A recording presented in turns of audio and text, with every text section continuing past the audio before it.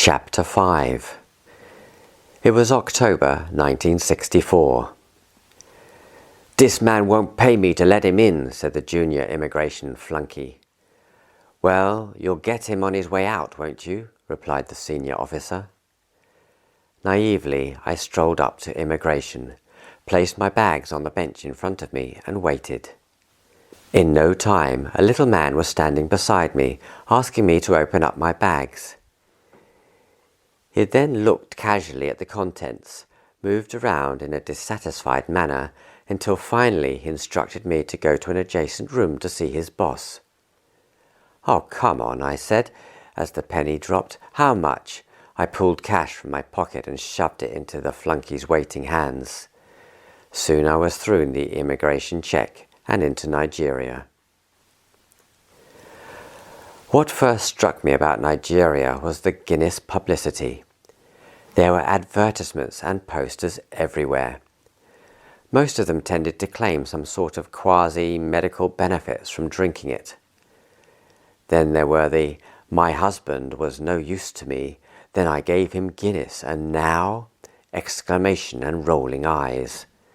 In fact, Nigeria was already the second largest market for Guinness after Ireland. And when you consider Nigeria had a human population equal to 1/4 of the whole of Africa, you could see the potential was enormous. These adverts and posters would certainly pay their way. Of the 3 recently independent English-speaking countries I plan to visit, Nigeria, Ghana, and Sierra Leone, Nigeria was by far the largest. To have a first look was going to take at least 3 weeks, and for that I needed a car. I hired an old friend, a VW Beetle, and set about exploring. After the Guinness adverts, the next thing I noticed was the bright colours of clothing. It seemed to me that whereas in Kenya most Africans dressed in blue or grey and took life rather seriously, here, as I was later to find in Ghana, the popular colours were red, yellow and green, and their behaviour reflected this. They spoke loudly and laughed often. Another difference was the power of women in West Africa. They were running market stalls and small businesses, driving cars. In Kenya, changes were taking place following Jomo Kenyatta's election as president, but I doubted that women were yet having the obvious influence they had in Nigeria. Driving east from Lagos, I met up with the MS&J manager and later a BW representative. It was extremely humid and hot in eastern Nigeria, the home of the Igbo tribe. I had never before met such a climate. The Igbos were predominantly becoming Christians. They were intelligent and business-orientated, rather like the Kikuyu in Kenya, I thought. At the extensive markets in Enugu and Port Harcourt, Shell aerosols were on every stand. Manufactured at Cooper's plant in Berkhamsted. They were also stocked in every Shell petrol station, of course. Little chance for Cooper aerosols unless I could get a strong distributor. I drove north to Kaduna, Zaria, Kano, Katsina, and Maiduguri. This was where the animal lovers and herders were, the Hausa and Fulani tribes. Among these, Islam was becoming the dominant religion. In Kano, I watched a game of polo and saw the interest, the enormous passion and skill with which the game was played. Large numbers were watching excitedly.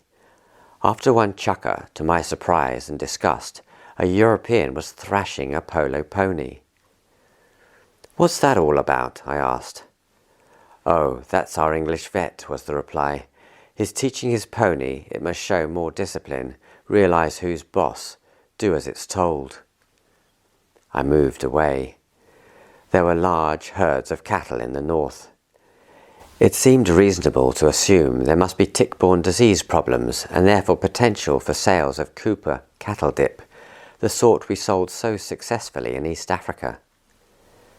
That success was attracting companies such as Pfizer and Shell. The active chemicals in our dips, such as taxophene from the American chemical company Hercules, had no patent protection for us.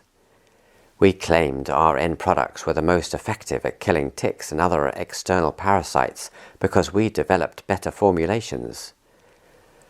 At the time of this first Nigeria visit, there was a population census taking place. Not only were human beings numbered, but so was the livestock. Humans were going to be taxed, it was reported, according to the number of animals they owned. So many animals had been driven over the border to Niger and Chad to avoid taxation. Although this was an exhausting trip, with the food poisoning problems that I was to learn were usual on export travels, I had seen the potential and had some ideas as to what would be necessary to exploit it. Now for Ghana. "Hey, you're one of us," he said, as a broad African smile spread across his face. It was a welcoming remark I would never forget. The immigration officer had seen in my passport the years I'd spent in East Africa. It is difficult for those who have not lived in Africa to appreciate the depth of understanding behind such an exclamation. This Ghanaian saw in front of him a European who had lived in East Africa for nigh on 12 years. He was now based in England, and here he was visiting West Africa. All who have lived in black Africa for any length of time, amongst death, disease and destruction, have an unspoken bond, a respect.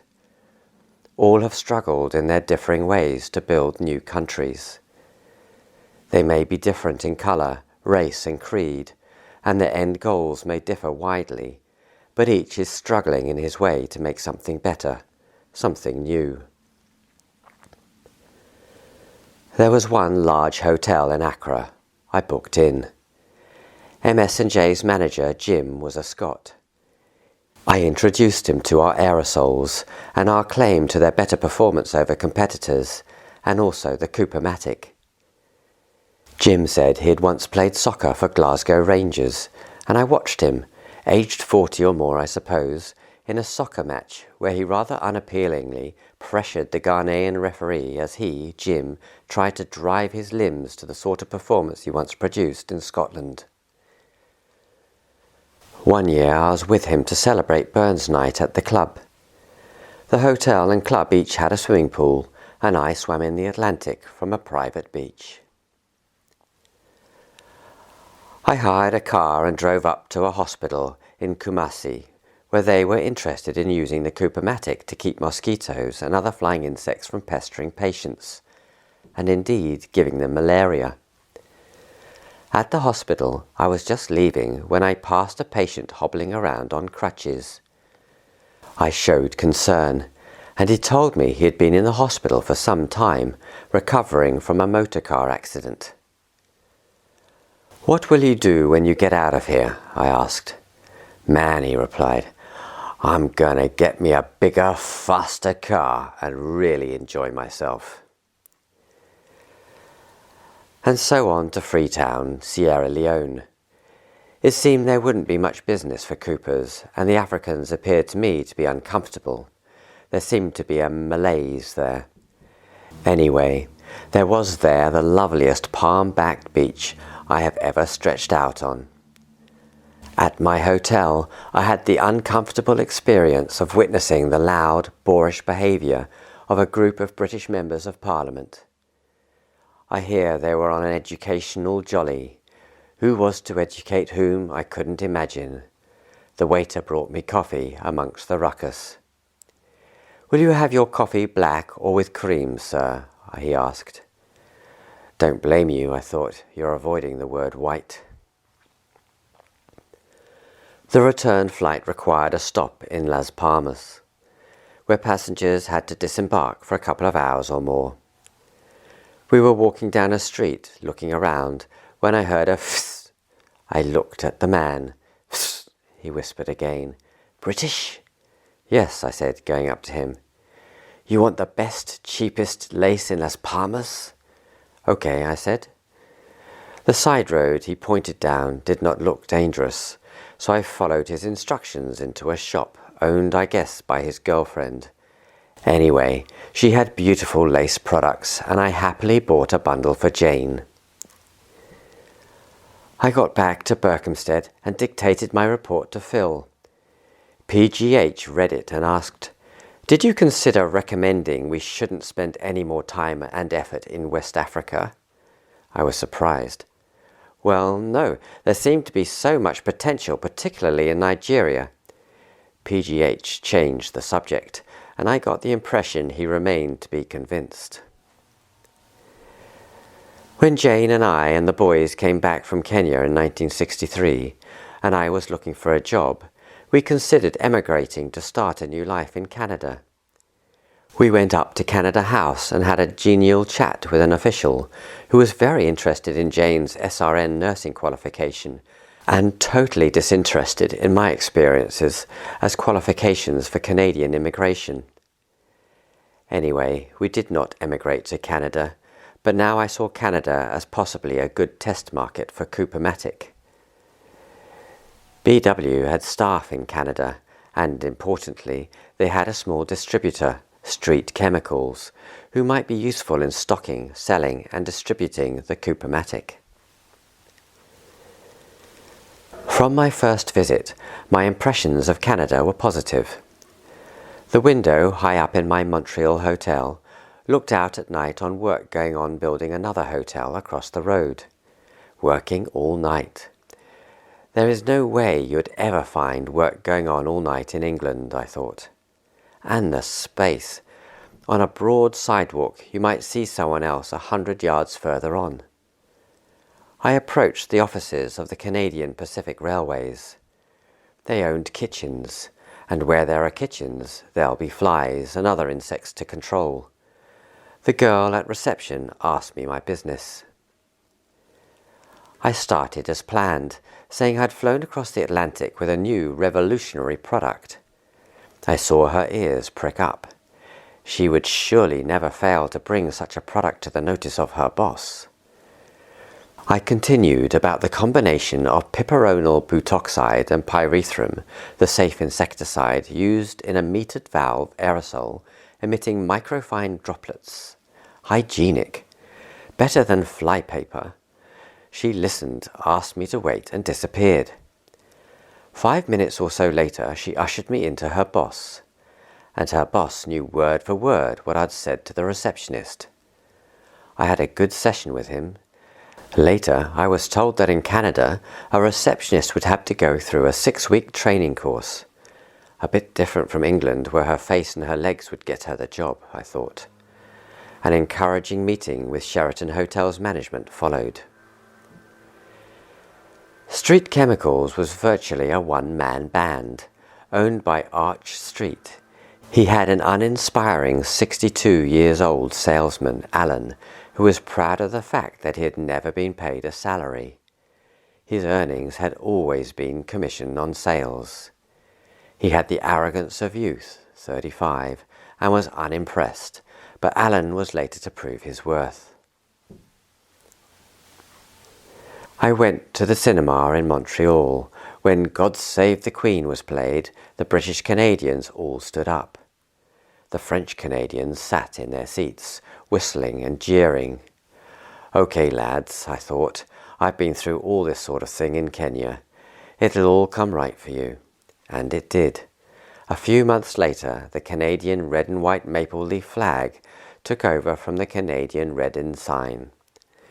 Canada was free from all official colonial trappings.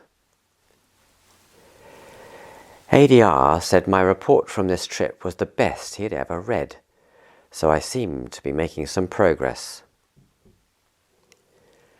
Back home, the back lawn seeds sprouted, and I planted a row of dwarf pyramid apples down the right-hand side, and Jane was heavily pregnant. I had asked the French Foreign Legion if they would take me into their ranks if my third child was a boy. We'd not been in Tring long before Jane had started saying she wanted a third child, a girl to take to in my old age. But I'm very happy with our 2 boys, and we just can't afford a 3rd child, and what if she's a he? But Jane had had her way. At the end of April 1965, she gave birth to a beautiful, with a dent in her forehead girl. We named her Alison, and I cancelled my ticket for the Foreign Legion. In the nursing home, it seemed to me the other mothers had heard about the Foreign Legion threat. Their smiles were less than wholly friendly. Anyway, Ma came for a couple of weeks to help Jane get used to her new routines and 3 children. And we heard that a tennis player, Mark Otway, was now living in Tring.